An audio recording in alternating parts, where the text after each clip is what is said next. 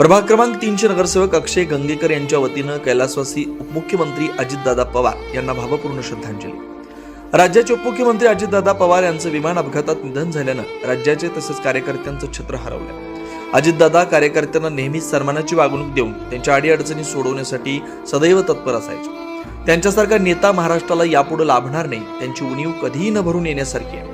त्यांच्या जाण्यानं महाराष्ट्रासह कार्यकर्ताही पोरका झालाय, असं उद्गार पंढरपुरातील प्रभाग क्रमांक 3चे नगरसेवक अक्षय गंगेकर यांनी काढले. यावेळी उपस्थित कार्यकर्त्यांचे डोळे पाणवले तर अनेकांनी साश्रू नयनानं भावपूर्ण श्रद्धांजली वाहिली. यावेळी कार्यकर्ते सहकारी मोठ्या संख्येने उपस्थित होते. दादांचं जाणं ही कार्यकर्त्यांना मोठा धक्का आहे. मोठे बंधूंप्रमाणे त्यांनी नेहमीच वागणूक दिल्यामुळं आज कार्यकर्ता त्यांच्याविना एकटा पडलाय. महाराष्ट्राला असा नेता होणं नाही. कार्यकर्त्यांची कामाची नाळ त्यांना माहिती होती. नेहमीच कार्यकर्त्याला न्याय देण्याची भूमिका असल्यानं आज कार्यकर्ता एकटा पडलाय.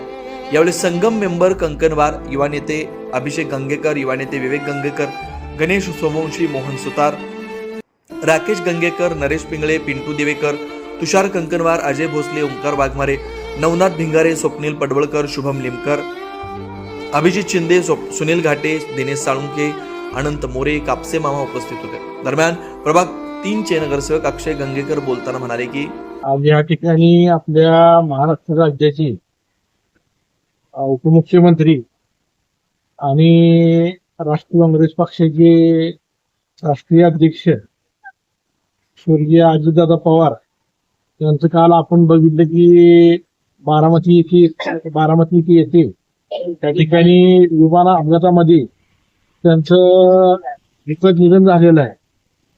कारण आज बारामती नगर अख्ख्या महाराष्ट्राला आश्चर्याचा धक्का या ठिकाणी बसलेला आहे.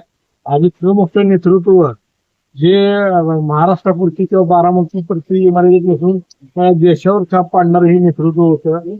आज अजितदादांच्या कामाची पद्धत होती जी गोरगरिबापर्यंत असेल किंवा सामान्य नागरिकांपर्यंत त्यांचे कॉन्टॅक्ट होते, कनेक्टिव्हिटी होती, की आज असं कुठलाही नेता आज महाराष्ट्रामध्ये किंवा देशामध्येही तिथं त्या ठिकाणी नाहीये. आज अशा या लोकनेत्याला आज आपल्यातनं एवढ्या कमी वयामध्ये निघून जाणं या अक्षर पश्चिम महाराष्ट्रातील धक्का आहेच आहे, पण पूर्ण महाराष्ट्रासाठी व देशासाठी हा खूप मोठा धक्का आहे. आज दादासारखे नेतृत्व या आपल्या महाराष्ट्राला व देशाला त्या ठिकाणी लाभलं होतं. आदरणीय शरदचंद्र पवार साहेबांच्या नेतृत्वाखाली त्यांनी जोरात काम ह्या ठिकाणी केलं होतं की अक्षरशः शब्दात सांगणं की कठीण आहे. किती मोठं अजितदादांचं त्या ठिकाणी कार्य होतं, इतकं मोठं त्यांचं नेतृत्व होतं. आज अशा पद्धतीनं त्या आपल्यातून निघून जाणं ही गोरगरीब जनतेसाठी व लोकांसाठी व जनतेसाठी त्या ठिकाणी धक्कादायक आहे. आज या ठिकाणी असं अजून सुद्धा वाटत नाही की अजितदादा आपल्या निघून गेलेली. आज इतकं मोठं नेतृत्व व इतकं मोठं कर्तृत्व आज या ठिकाणी असं अचानक आपल्यातनं जाणं ही म्हणजे शब्दात आपल्याला सांगू शकत नाही. दादांना 2-3 वेळा पंढरपूरला ते आले होते, 2-3 वेळा त्यांच्यावर आमची भेट झाली होती. दादांचा स्वभाव कसा होता, होय किंवा नाही का आम्हाला एकदम अशी होती की कोण हात त्यांचा सोडू शकत. आज अशा नेतृत्वाला श्रद्धांजली आपल्याला ह्या ठिकाणी द्यावा लागत असं वाटलं नव्हतं का. दादांच्या जाण्याने महाराष्ट्राचं नुकसान झालेलं आहे, पण विशेष करून पश्चिम महाराष्ट्रात जे नुकसान झालेलं आहे ते कवाही मला वाटत नाही की असं नेता, असा लोकनेता, असा धाराडीचा एवढा काम करणारा नेता सकाळी 6 वाजल्यापासून तर संध्याकाळी रात्री 12 वाजेपर्यंत गोरगरीब जनतेसाठी, लोकांसाठी झटणारा असा तळमळीचा नेता त्या आमच्या ह्याच्यामध्ये तर आम्ही अजून आज तक तर असा नेता आम्ही तेव्हा बघितला नाही. अशा नेत्याला आपल्याला श्रद्धांजली द्यावं लागेल. सपनात सुद्धा वाटलं नव्हतं. सकाळी ज्यावेळेस आम्ही उठलो अशी धक्कादायक बातमी या ठिकाणी आम्ही बघितली की विमान अपघात झाला म्हणून समजलं होतं, पण आम्हाला काय वाटलं की अजितदादा थोडेफार दुखत वगैरे झाले असेल. पण थोड्या वेळा बघतो तर काय की त्यांचं निधन झालं म्हणून ही बातमी समजली.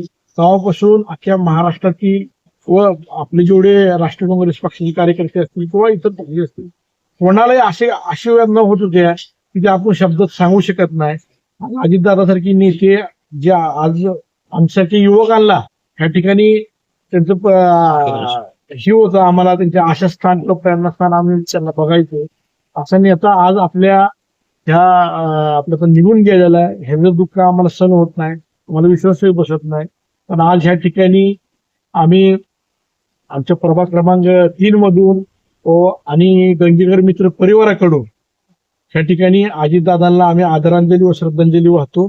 या ठिकाणी आज आपण या ठिकाणी अनिलनगर भागाचा आदरणीय राज्याचे उपमुख्यमंत्री अजितदादा पवार यांना आम्ही श्रद्धांजली इथं वाहिलेली आहे. काल दिनांक 28/1/2026 रोजी त्यांचं दुःखद निधन झालं.